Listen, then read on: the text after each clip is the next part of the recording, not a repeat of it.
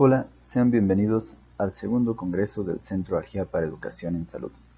Soy el Dr. Jorge Uriel Báez Báez y hoy les voy a hablar del papel del médico de primer contacto en el tratamiento del enfermo con dolor. Vamos a abordar algunos puntos como son el dolor como motivo de consulta, la definición del dolor, cómo se clasifica el dolor y cómo se evalúa y se trata a un paciente que tiene este problema. Sabemos que el dolor es un problema médico de primer orden que constituye uno de los motivos más frecuentes en la consulta y sobre todo en la consulta de atención primaria y que va a afectar a prácticamente toda la población en algún momento de la vida. En esta encuesta que realizamos a 170 médicos de primer contacto, se les preguntó si atienden personas con dolor y el 97% de ellos respondió que sí. Hay que considerar que la mayoría de los pacientes acuden a buscar ayuda médica cuando tienen un síntoma que es molesto, y en muchos casos ese síntoma es el dolor.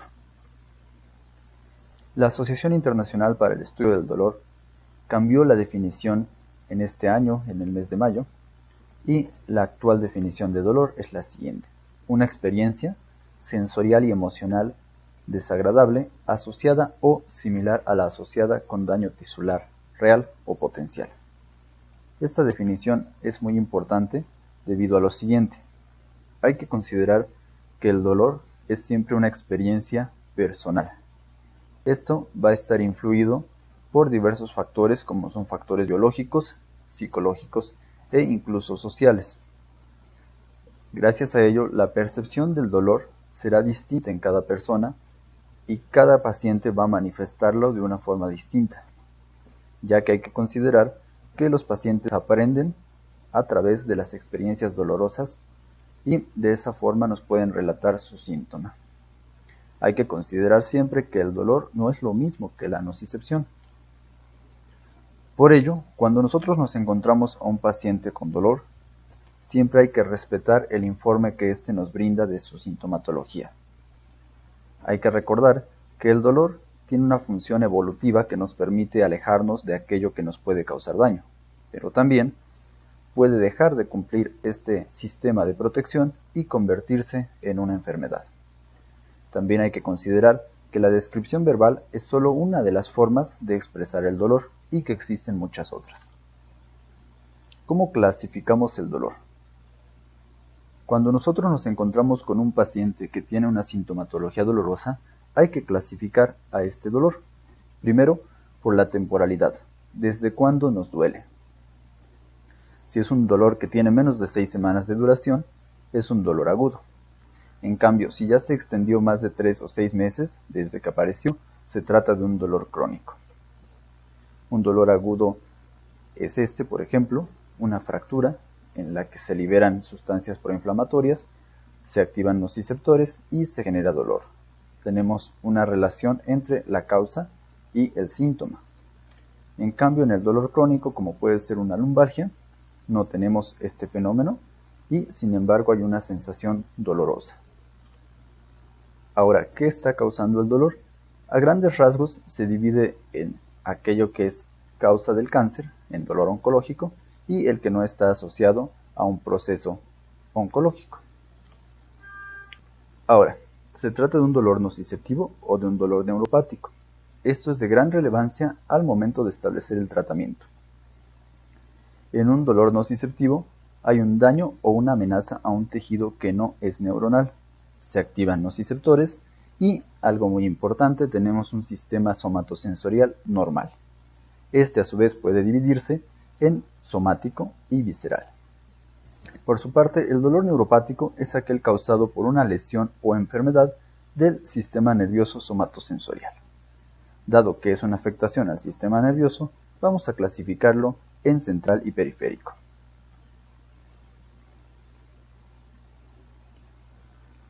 También tenemos un dolor al cual se le ha ido clasificando o se ha ido describiendo de forma más reciente que los anteriores, y es el dolor nociplástico.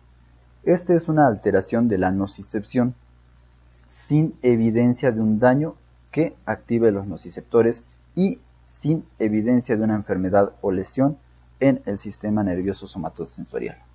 En este tipo de dolor se incluyen los síndromes funcionales como fibromialgia o síndrome de intestino irritable, dos procesos dolorosos en los cuales no hay evidencia de daño que active los nociceptores.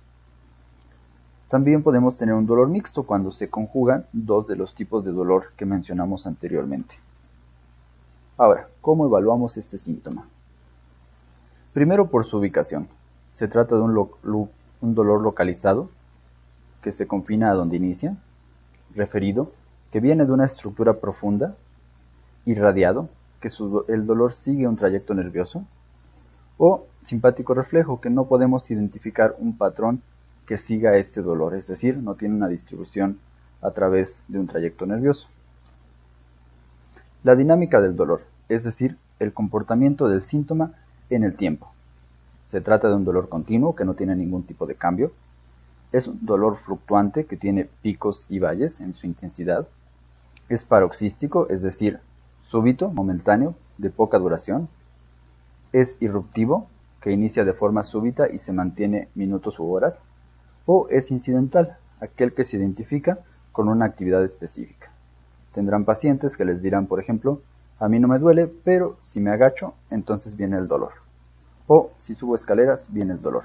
Este es un dolor de tipo incidental, ya que podemos relacionarlo con una actividad en específico. ¿Cómo se clasifica la intensidad del dolor? Para ello hay muchas escalas de las cuales podemos hacer uso para catalogarlo.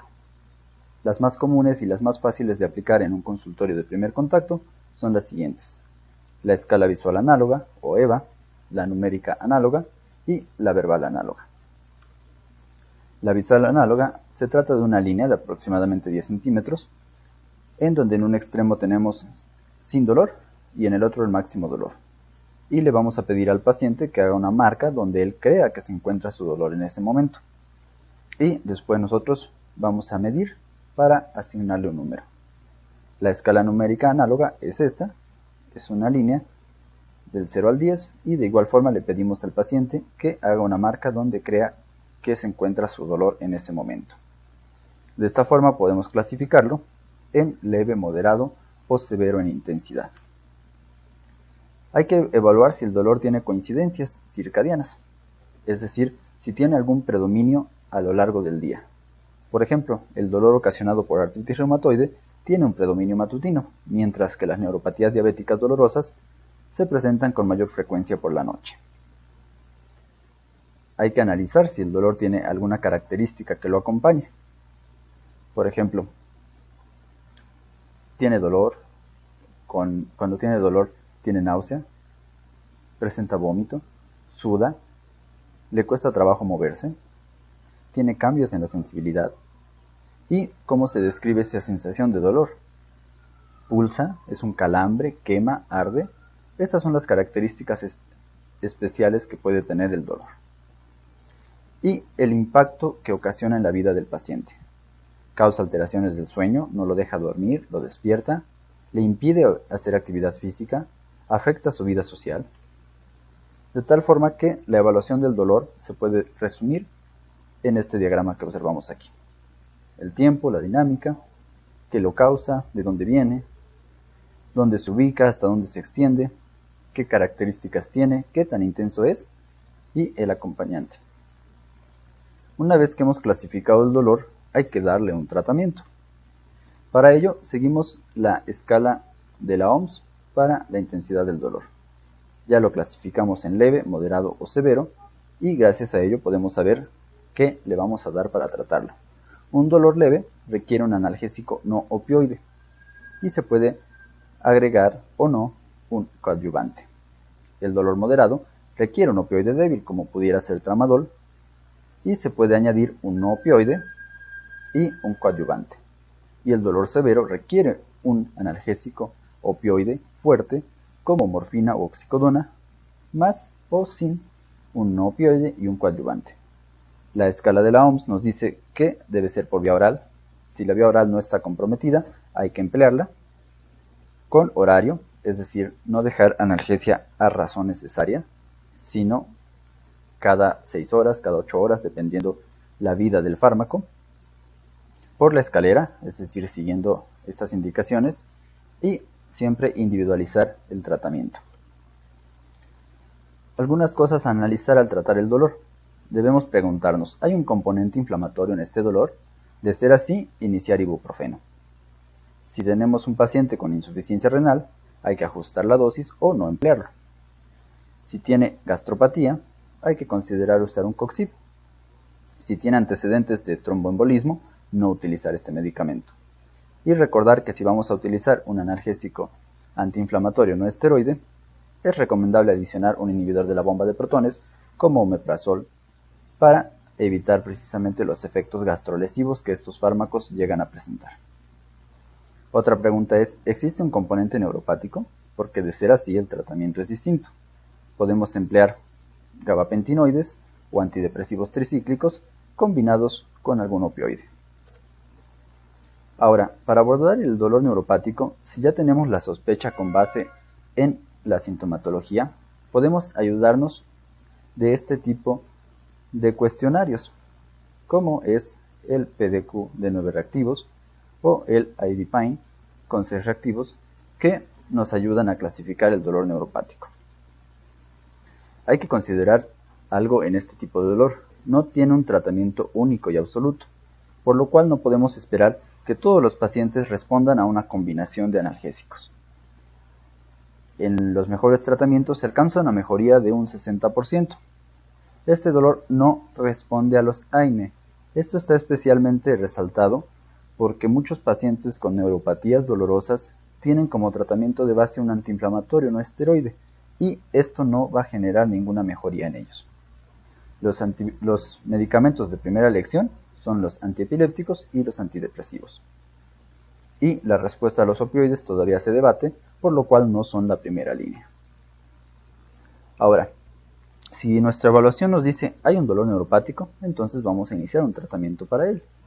Si no podemos o tenemos dudas si se trata o no de un dolor de este tipo, hay que referirlo. Y hay que tratar siempre la causa del dolor. Como en las neuropatías diabéticas dolorosas, hay que buscar que se alcance un control en la glicemia del paciente. Ahora, ¿qué medicamentos se pueden emplear para un dolor neuropático? Antidepresivos, como mitriptilina o nortriptilina, inhibidores selectivos de la recaptura de serotonina, como duloxetina o venlafaxina, inhibidores de ligando alfa-2, como gabapentina o pregabalina, e incluso tratamientos tópicos como la lidocaína en parches. Y analizamos, si tenemos un alivio sustancial, hay que seguir con el tratamiento.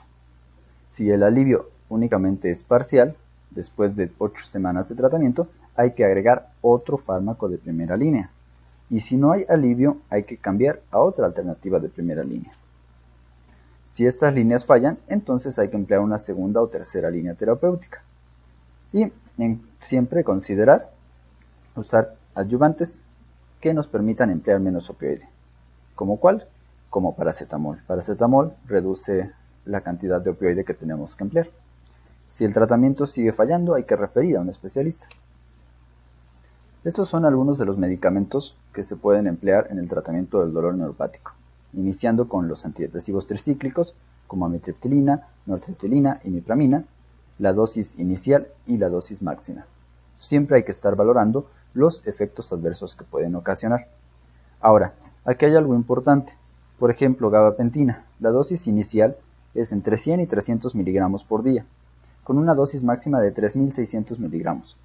Esto es importante porque muchos pacientes que vemos llegan con un tratamiento de gabapentina de 300 miligramos desde hace varios meses, al que nunca se le hizo un ajuste de dosis, nunca se le añadió otro medicamento y que continúan con la sintomatología dolorosa. Por ello hay que considerar hasta qué dosis podemos emplear siempre y cuando los efectos adversos lo permitan. ¿Cuándo consideramos que hemos alcanzado un tratamiento exitoso? Cuando disminuyó un 60% el dolor, cuando nuestro paciente tiene periodos durante el día en los cuales no presenta dolor, cuando estos periodos aumentan en duración, cuando el paciente reporta que su dolor ha mejorado, que ha disminuido, que su funcionalidad, que ya no tiene problemas para dormir a causa del dolor o que percibe unas mejores condiciones de vida. Ahora, ¿cuándo debemos referir a una unidad de dolor a un paciente? Cuando tenemos aquel que ha recibido al menos 2 tratamientos para dolor agudo y no tiene control, al menos 2 tratamientos para dolor crónico y que no alcanza la mejoría, una sintomatología dolorosa donde el diagnóstico que la causa nos presenta dificultades, es decir, no sabemos cómo tratar la causa o no encontramos la causa, aquellos pacientes con diagnósticos de terminalidad y en los estados institucionales aquellos que piden una segunda opinión. Bueno, todo lo que mencionamos en esta breve charla se encuentra disponible en el manual de bolsillo de manejo del dolor de grupo Algia que editamos recientemente y que ustedes pueden encontrar en esta página para descargarlo de forma gratuita. Les agradezco su atención y los dejo con algunas referencias que pueden emplear para ampliar un poco más su conocimiento en materia de tratamiento del dolor.